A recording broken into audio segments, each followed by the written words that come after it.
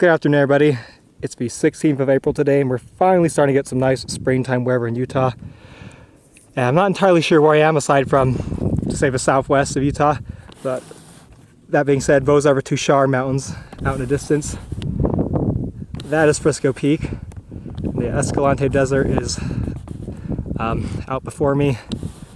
Well, those are the Wawa Mountains, so that should give you a rough idea of where I am. But anyways, I figured I'd try and talk about some of the cool springtime plants we can see right now, so let's get this started. One of the first plants I'd like to mention is this guy. This is Ephedra viridis, species of mormon tea, which is technically not a flowering plant or even a conifer. It's a gymnosperm.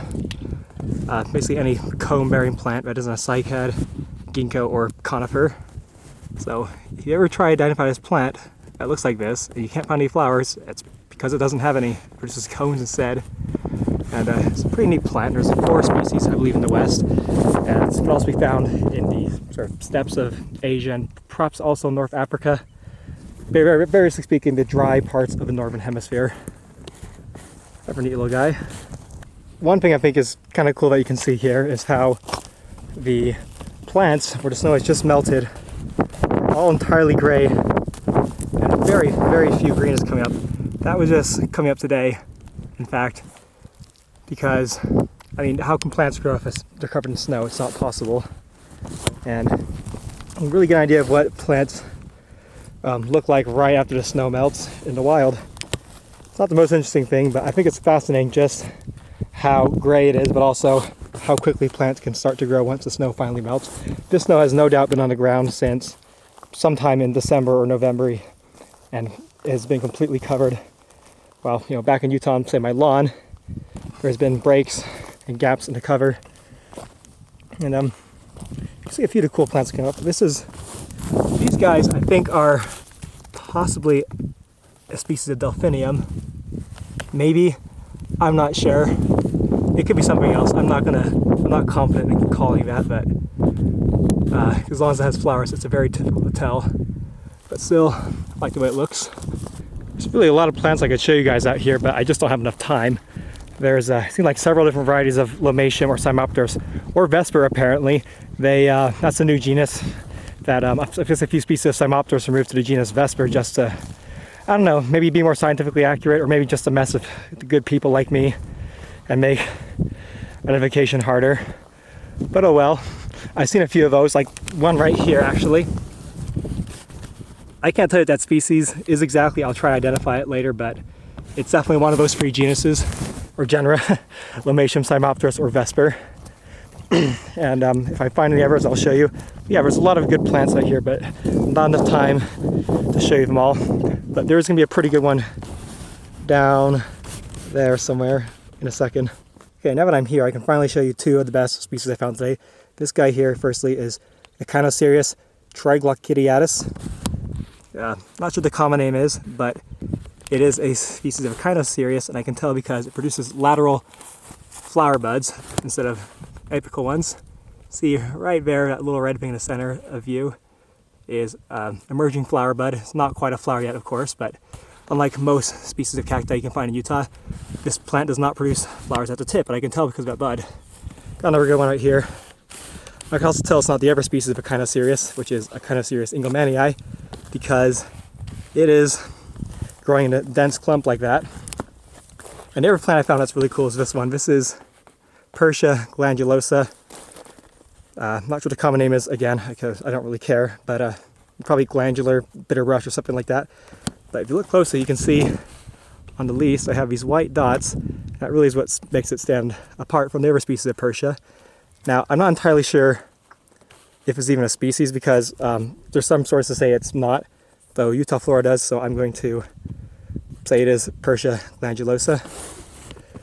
Bit of a shrubby plant like that. So I'm walking back, I might as well talk about the geology of this place. The rock here is primarily volcanic in origin. Here, the rocks are right in the cacti. Yeah, at least if you're familiar with geology. And I'm not exactly sure what the implications of this is for plants growing here, aside from the fact that there are probably not going to be a lot of calcareous limestone preferring species here, such as Artemisia nova. It's apparently one that prefers calcium carbonate soils. Oh, another one. This is, I'm not sure what that is. Looks kind of like a Atriplex species, but I'm not entirely sure. Oh, it's, yeah, Atriplex canescens, 4-ring saltbush. This plant might be straight up dead. See the 4-wing fruit right there, but I'm not entirely sure if it's alive. Actually, I'm pretty sure it's alive, just really rough looking because it's just becoming spring for this plant. But yeah, oh geez. Anyways, volcanic soil here, really nice. Hey, another one of those Delphinium. Interestingly, we got another species of Ephedra here. This is Ephedra torreyana. You can see the branches. What's different about this one is generally, I'll find a good example. There you go. There's generally more branches at each node per stem, and they're at acute angles as opposed to being almost parallel, and usually only 2 per node with viridis. Yeah, quick lesson in telling those two apart. Man, this snowy winter really set back spring a lot. In a previous video I said it was the snowiest winter in Utah, and that's absolutely true, but I think it's especially true for southern Utah apparently. That's what data says at least. Look at those fun little curlicues. They must be a type of allium or onion. Just gotta smell one. Oh yeah, that smells very oniony to me. Very cool little plant. Not entirely sure what species it is. There's quite a few alliums out in the desert here. Oh, there's another one I can talk about.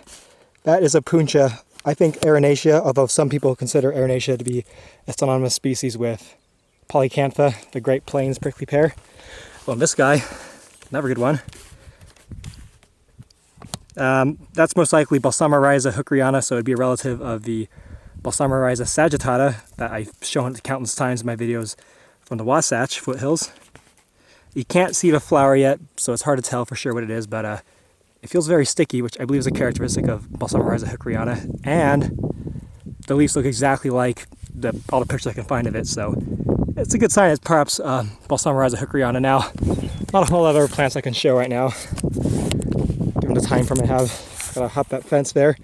But anyways, thanks for watching, and see you next time. Oh look, there, even better Balsamorhiza hookeriana to round out the video with. Lovely.